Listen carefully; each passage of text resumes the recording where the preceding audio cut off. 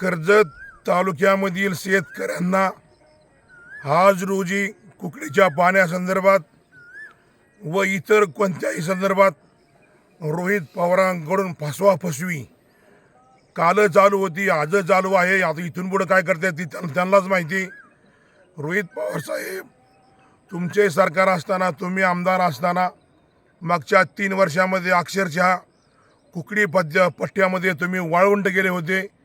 माणसाला प्यायला पाणी नव्हते, गुरांना पाणीसुद्धा प्यायला नव्हते. भरण्याचा उसाचा विषय सोडून द्या, सर्व जनता बोंबलत होती.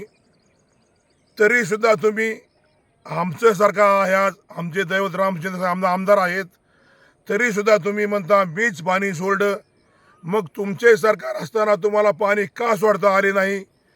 त्याच्यामुळे तुम्ही आता इथून पुढे तरी शेतकऱ्यांना फसवायचे पूर्ण बंद करा, असं मी शेतकऱ्यांच्या वतीने तुम्हाला सांगतो.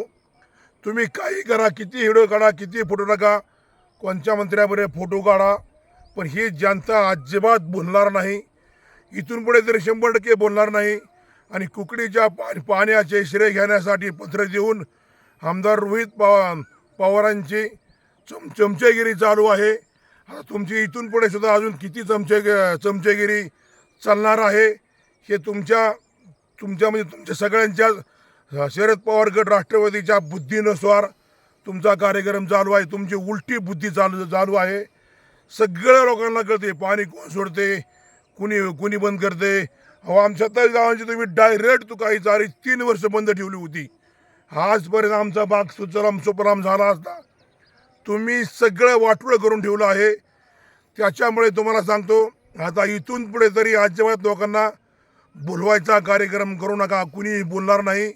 तसेच आज 31 मे मागच्या 2 वर्षामध्ये आमचे दैवत राम शिंदे साहेब, गोपीचंद पडळकर साहेब यांना राव तुम्ही तुमचे सरकार असताना पोलीस बळाचा वापर करून राम शिंदे साहेब त्यांनाच त्यांच्या गावात त्यांचं दैवत म्हणजे सगळ्या महाराष्ट्राचं दैवत आहे अहिल्यादेवी, त्यांना सुद्धा राव तुम्ही चुंडीमध्ये येऊन दिलं नाही.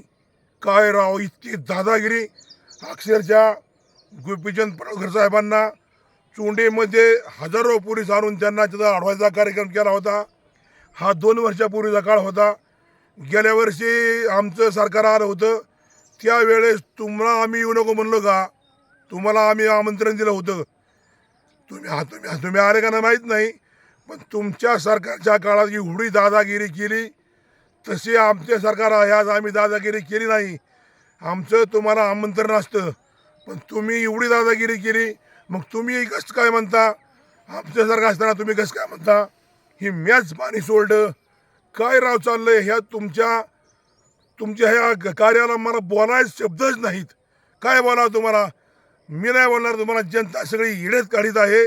आणि आज चुंडीमध्ये जबरदस्त कार्यक्रम होणार आहे.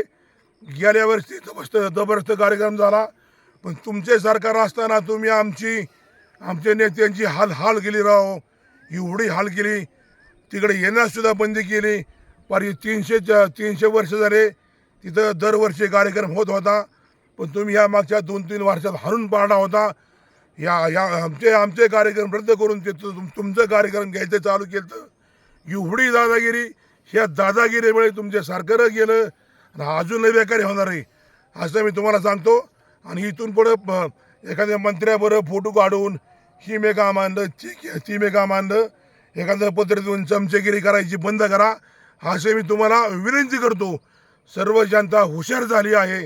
तुम्ही किती फसवायचे प्रयत्न करा, कुणी फसणार नाही असं मी तुम्हाला सांगतो. सत्यमेव जयते. रामकृष्ण हरी.